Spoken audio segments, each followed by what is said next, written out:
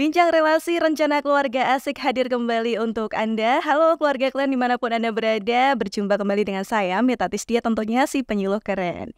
Bincang relasi mengajak Anda semua untuk membahas tema-tema asik seputar keluarga, agar keluarga memiliki rencana terbaik dan menjadikan keluarga sebagai tempat ternyaman untuk pulang. Dan tentunya acara hari ini juga disiarkan melalui LPPL Radio Giri Suara Wonogiri 94 FM. Baik, keluarga keren, kali ini kita akan membahas gitu ya dengan narasumber kita bincang-bincang. Narasumber sudah hadir di sini bersama dengan saya. Saat ini kita akan bahas satu tema, yaitu seputar cyberbullying. Nah, saya mau sapa dulu untuk narasumber hari ini.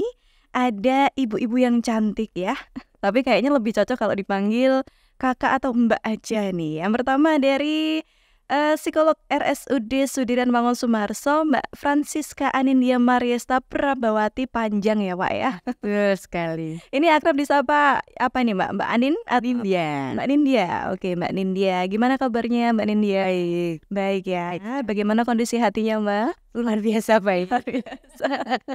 Oke, yang kedua ada pegiat literasi digital dari Mafindo Masyarakat Anti Fitnah Indonesia. Ada Kak Erwina Tri Sulistianingrum. Ini akrab disapa Kak Wina. Selamat pagi Kakak. Sehat? Alhamdulillah. Alhamdulillah. Lahir batin. Sehat lahir dan batin harus ya. Iya. Satu aja nggak heran. Baik, ini seperti yang kita pahami bersama begitu ya Kak Wina dan juga Mbak Anin, bahwa Mbak Nindya ya. Senyamannya Mbak Meta. Namanya aja ya. Ya, manggilnya apa gitu ya. Oke. Yang penting pasti nama saya kan. Oke, bukan Joko, bukan yang lain. Ya, itu dia. Ya, jadi keluarga keren, bullying atau perundungan itu kan memang fenomena yang kerap terjadi begitu ya di sekitar kita. Dan korbannya itu biasanya kebanyakan anak-anak dan juga remaja. Di kalangan usia muda begitulah ya. Dan biasanya ini korban bisa jadi pelaku atau itu jadi lingkaran seperti itu. Nah, bullying itu ternyata tidak hanya terjadi di dunia nyata aja, karena di era digital seperti sekarang ini nih, dunia maya pun banyak pemberitaan kasus-kasus yang terjadi. Jadi ada bullying melalui yang terjadi di media maya seperti itu.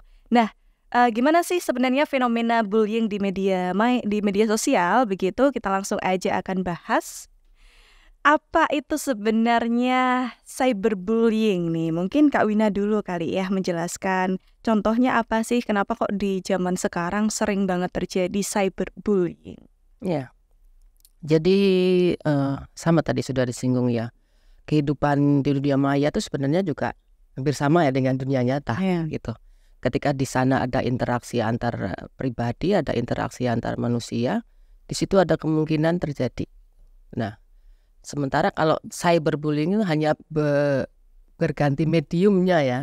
Mediumnya adalah digital. Nah, dalam hal ini adalah media sosial paling banyak. Jadi cyberbullying adalah tindakan agresif ya, yang bentuknya mungkin mengejek, mengintimidasi atau merendahkan secara verbal, psikologis juga sosial, yang dilakukan melalui media digital atau piranti teknologi komunikasi seperti pesan teks, media sosial, ada surat elektronik atau juga platform online lainnya. Nah, ini perilaku ini memang dilakukan tujuannya tuh untuk bisa merendahkan martabat, bisa menyakiti atau membuat malu. Biasanya ini terjadi di kalau platform online itu bisa di kayak Facebook, Twitter atau sekarang namanya X, lalu di TikTok juga bikin video yang sifatnya nyerang kayak gitu. Instagram bisa. Sementara kalau untuk platform chatting ya kayak yang sering kita pakai ya di WhatsApp, ada Line, ada Messenger dan lain-lain. Dan jangan lupa juga di game online. Game online. Ya, karena game online itu kan memberikan kesempatan pemainnya untuk bisa berinteraksi juga. Ada kolom khusus untuk chat. Nah, di situ juga memungkinkan terjadinya cyberbullying. Baik. Jadi memang itu sejak kapan sih Mbak mulai marak terjadi cyberbullying? Sudah sejak kehidupan di media sosial itu menjadi sangat marak ya. Iya, menjadi sangat marak gitu. Apalagi ketika di dunia digital itu tidak dibarengi tingkat literasi digital yang cukup untuk mereka memang asal menguatkan apa yang ingin disampaikan. Ya. Itu ya. Kalau terkait data jumlah kasus itu ada yang bisa di-share nggak ke Keluarga Keren? Ya, saya mengutip laporan ini ya, Asosiasi Jasa Penyelenggara Internet Indonesia untuk tahun 2021 sampai 2022. Kita ngomong soal jumlah dulu ya, penetrasi internet di kalangan usia 13-18 itu jumlahnya 98,64. Hampir 100% usia gitu tersambung ke internet. Dan sebagian besar adalah mereka aktif di media sosial. Nah, yang kenyataan seperti itu kan juga semakin memperbesar peluang terjadinya cyberbullying gitu. Sementara untuk penelitian dari Center of Digital Society di 2021 soal teenager related cyberbullying case in Indonesia, penelitian yang dilakukan pada anak 3.000 sekian anak siswa SMP SMA usia 13-18 di 34 provinsi menyatakan 45,35% itu pernah menjadi korban. Jadi separuhnya itu pernah menjadi korban dan 38 hampir 39% itu mengaku pernah jadi pelaku. Jadi tadi itu ya, korban bisa jadi pelaku bisa jadi korban, jadi muter aja di situ. Nah, makanya kan jumlahnya presentasinya nggak terlalu jauh kan gitu jadinya. Seperti itu. Nah, platform yang sering digunakan untuk cyberbullying temuannya adalah di WhatsApp, Instagram, dan Facebook. Dua itu kan memang kalau anak muda banyak ya, Instagram terutama, dan WhatsApp itu kan kita nggak bisa lepas dari WhatsApp ya sekarang ngobrol. Selalu kita tersambung dengan WhatsApp, komunikasi. Ada orang di dalam satu rumah aja komunikasinya ada grup keluarga kadang gitu loh kan, bapak ibu anak 2 ya ayo makan gitu, lewat gitu. Ya seperti itulah, semakin kita aktif di digital itu sebenarnya ya itu tadi, semakin kita terdiskonek dengan kehidupan nyata, tapi juga resiko-resiko di dunia maya itu semakin besar sebenarnya, resiko gangguan. Salah satunya adalah kasus-kasus cyberbullying. Oke, baik. Kalau tanggapan dari Mbak Nindya nih selaku psikolog menghadapi fenomena cyberbullying sekarang nih kayak gimana nih Mbak? Ya. Kalau saya sendiri ya pribadi kalau melihat memang generasi yang saat ini bisa dibilang kita kalau melihat dulu dari korban ya, generasi strawberry gitu. Kesenggol dikit itu hatinya pecah. Ya kan? Benar banget. Jadi sensi banget. Kadang itu mungkin cuma dibilang, menurut saya sih ya, kalau saya sekarang gendutan sih, tapi bagi mereka itu sesuatu yang wah gitu. Dunianya langsung runtuh. Nah, itu tuh benar-benar bully yang ini harus diselesaikan. Dia sangat menyakiti saya. Terus kadang juga orang kan langsung klarifikasi. Kan nggak pernah ketemu, terus tiba-tiba nanyanya gitu. Jadi balas-balasan gitu ya, fenomena ya apa ya? Keren juga. Kalau kita mau ya hasil daring. Selama kita kemarin berdampak dari pandemi itu kan. Nah, kemudian semuanya serba online, semuanya. Ya, kita sampai pesan makan aja juga online ya kan. Kayak tadi juga dibilang Mbak Wina, keluarga aja satu rumah, bapak ibu 2 anak aja punya WA gitu. Saking nggak pernah sempat itu ya sempat. Jadi dia bikin WA grup, isinya saya, dia, bapaknya. Saya gini, kamu ngapain? Mama keluar. Kok kayak nggak ngobrol, orang rumahnya tuh kayak apa gitu. Ini aja kayak gitu. Jadi kayak ya memang begitulah fenomenanya sekarang. Dan kebanyakan para pelaku ini adalah orang-orang yang mungkin memang kesepian atau mungkin mereka memang ya cari perhatian kan. Coba kalau ketemu langsung gini nggak mungkin mereka nggak mungkin kan Mbak, mereka langsung terus Bapak tuh sekarang gendutan, nggak mungkin. Dia paling cuma begini, scanning eye gitu kan, dibat ya dibatin. Tapi begitu di sosial media misalnya gitu, wah semua bisa jadi perkara. Terus apa sedikit dikomentarin, mungkin alisnya beda sebelah gitu ya Mbak ya, dikomentarin mungkin alis saya gitu di sebelah. Langsung kan nggak cocok, kacamatanya terlalu gede apa gitu kan, kayak gitu. Oke, tapi kalau dari sebagai psikolog nih Mbak Nindya pernah nggak sih ngalamin apa ya, ada yang konsul atau ada yang apa ya namanya, apa sih ke psikolog untuk menyatakan bahwa cerita aku korban bullying gitu, pernah nggak hadapi sepanjang jadi psikolog ini kasus cyberbullying seperti apa nih Mbak? Baru-baru saja, tapi korbannya bukan remaja ya, justru usia-usia Dewasa. Saya 34-an. Itu justru yang membuli ini adalah saudaranya sendiri. Tapi nggak lewat, jadi kayak apa ya? Mungkin neror atau apa, tapi lewatnya telepon. Kata-kata itu masuk gak ya? Bisa. Cyber ya kan? Ya, dia dikatain binatang semua keluar dan itu. Bisa gitu Itu ya. bully juga kan sebenarnya kan? Maksudnya masuk ke situ juga. Tapi kalau untuk anak-anak muda yang datang, kasus-kasusnya biasanya dibully itu dia secara langsung di sekolah gitu, yang saya nggak ngerti, mungkin mereka yang salah paham atau karena harusnya kalau gitu, kalau pemeriksaan kita harusnya datang ke sekolah ya. Betul. Kita lihat dulu sebenarnya fenomenanya yang terjadi seperti apa. Karena kadang anak-anak itu cuma iya dia nggak mau temenan sama saya bu, gitu. Terus iya dikatain, kalau itu sih beberapa kali sempat yang dikatain gitu aja nggak bisa kok masuk ke teknik mesin misalnya gitu, ditanyain tentang motor aja nggak tahu gitu. Itu sempat terjadi di depan umum, maksudnya dia lagi dikasih pertanyaan gurunya kemudian tapi kalau anak-anak saya, kalau kasusnya apa cyber cuman satu itu sih, yang lainnya offline. Padahal biasanya dikatakan kayak masa gitu aja nggak bisa. Kalau orang-orang dulu itu jadi motivasi buat wah aku harus. Ini langsung nggak mau sekolah loh. Nah makanya langsung nggak mau sekolah. Mungkin karena generasi sekarang yang terkenal generasi strawberry itu kali ya. Jadi ketika dikatain gitu aja nggak bisa, langsung aku nggak bisa, gimana hidupku sudah langsung ngerasa dikasih stempel.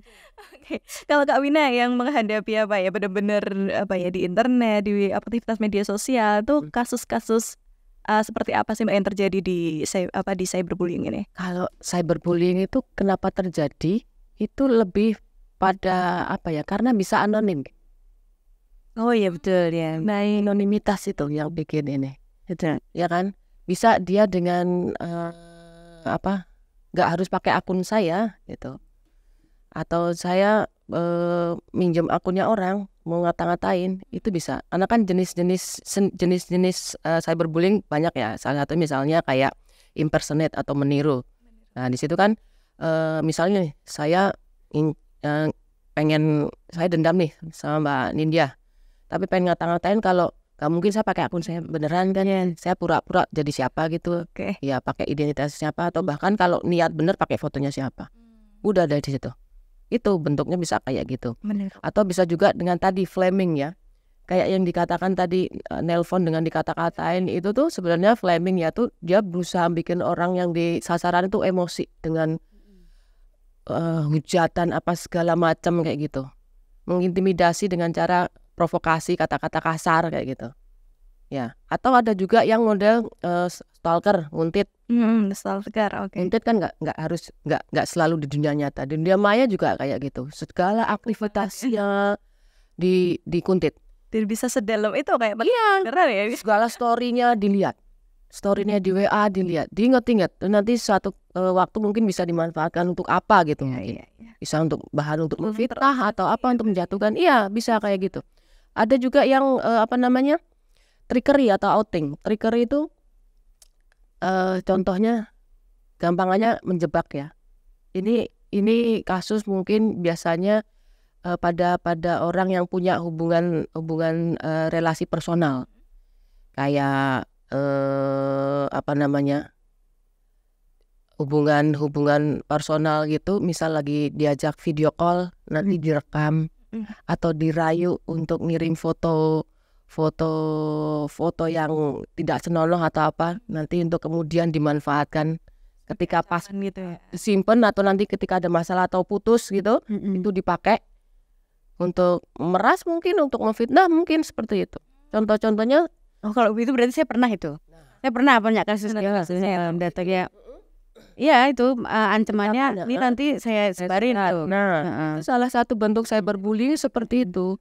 Nah, bahayanya kan kadang yaitu kalau remaja ya utamanya ya, dan orang tua tidak punya komunikasi yang baik dengan remaja, nggak tahu dengan siapa anaknya berhubungan. Betul. Apalagi tidak pernah ngecek aktivitas anak dengan gadgetnya, nggak tahu kan anaknya hubungannya sama siapa, telepon-teleponan sama siapa. Dia berdiam diri di dalam kamar, berjam-jamnya orang-orang aman. Anakku di dalam kamar nggak kemana-mana, kerak baik-baik, main nggak selesai gitu. Ternyata dia mainnya sudah jauh banget. Jauh banget. Kita nggak tahu kan sejauh apa. Saya pernah singgung, Dunia maya tuh batasnya di mana? Tidak ada yang tahu. Nggak ada yang tahu. Kita mau kenalan, saya misalnya, saya sebagai ibu punya anak remaja, emang tahu anakmu cuma kenalan sama orang Indonesia, jangan-jangan kenalannya pacarnya orang Alaska, orang Brazil. Benar-benar. Siapa yang tahu? Ya, dan anak-anak SD sekarang banyak yang hilang ya. Iya, tiba hilang. Pemberitaan di dunia nyata itu ya, gitu kaitannya dengan dunia nyata. Tahu-tahu anak hilang, kemarin habis janjian ketemu sama temannya di Facebook. Dan saya mau kasus di Sukoharjo itu, anak SMP yang dibunuh itu kan ketemunya pakai WeChat janjiannya. Dan ternyata orang tuanya nggak tahu. Dia adalah maaf, kayak PSK gitu. Anaknya begitu, Ya. orang tuanya nggak tahu. Umur 15 tahun. 15 tahun. Tapi secara ekonomi keluarga terpenuhi sebenarnya. Biasa, ibunya pegawai pabrik. Ibunya nggak tahu. Anaknya Itu mudanya kayak gitu ya. Dia sekolah di sekolah agama, berangkat jilbaban pas segala macam. Ternyata di balik itu dia mainannya WeChat. WeChat itu kan aplikasi chatting tapi biasa buat kencan. Iya, itu kayak Iya. Tinder juga seperti itu ya. Iya. Aplikasi yang dating gitu-gitu. Baik, jadi memang Mengerikan memang. bisa dibilang faktor penyebabnya itu karena dari keluarga begitu ya. Balik lagi. Balik Balik lagi lagi. ke keluarga muaranya gitu ya. Tidak ada perhatian di situ. Terus dia cari pelarian sendiri gitu. Nah, kalau dari segi psikologis nih Mbak Nindya, kenapa sih yang melatar belakangi seseorang itu akhirnya jadi korban ataupun jadi pelaku? Ini sebenarnya kenapa kok bisa terjadi kayak gitu Mbak Nin? Hampir sama seperti yang dikatakan Mbak Wina. Jadi kita melihat pola asuh sekarang. Yang saya pernah menyampaikan bahwa keluarga sekarang itu anaknya lebih sedikit daripada keluarga yang dulu. Tapi sekarang itu anak-anak adalah pegang kendali di rumah daripada orang tuanya. Lah ya. Orang tua kayak ngerasa kerepotan banget ya. Kayak gini loh. Namain anaknya sedikit dari orang tua. Saya kadang juga, anak saya kenapa ya Bu? Ini anak siapa ya? Anaknya atau ke saya. Saya nggak ikut bikin, saya nggak ikut di rumah saya juga enggak. Saya menangani anak Anda enggak. Jadi tanya anak saya kenapa ya?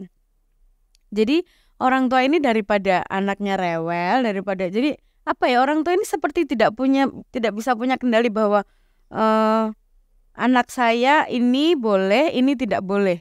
Nah gitu. Jadi semuanya ya oke besok, ya oke besok, semuanya gitu. Nah, daripada dia rewel, daripada dia marah-marah, udahlah saya turutin aja semua. Itu bisa bentuk dari saya repot nih setiap hari, saya nggak bisa ketemu anak, jadi apapun yang dia minta saya akan turutin. Kompensasi. Apapun yang dia minta saya turutin, karena sebagai ganti waktu saya untuk dia, supaya dia menurut orang tua dia akan tetap sayang sama saya, dia akan tetap suka, dia akan tetap mama adalah orang yang baik, papa adalah orang yang perhatian. Karena jadi semuanya diukur dengan materi, padahal yang namanya kualitas itu lebih penting ya Mbak Wina ya, kualitas pertemuan daripada kuantitasnya. Nah itu yang menyebabkan yang pertama. Kemudian seperti tadi nggak tahu anaknya ini temannya siapa, mainnya sama siapa, sejauh mana, nggak tahu orang tuanya. Sekarang pun kalau dibilang ibu kerjanya apa, saya di rumah, aktivitas lain online shop, sudah. Online shop itu lebih sibuk daripada kita yang bekerja begini terus jam berapa pulang, karena dia harus standby 24 jam, nanti belum live TikTok, maknya live Instagram apa jual, ini harus sempat megang yang lain gitu ya. Ya, dan juga terpegang. Ya sudah, akhirnya mereka tinggal serumah tapi tidak bersama. Akhirnya bapaknya mungkin kerja kantoran, ketika sampai di rumah yang dipegang juga HP lagi, mungkin masih ngurusin kerjaan atau nonton bola karena rebutan TV. Anaknya yang kecil minta kartun, yang ibunya mau nonton sinetron yang ini, ya udah bapaknya pegang begini main bola, sudah nonton bola.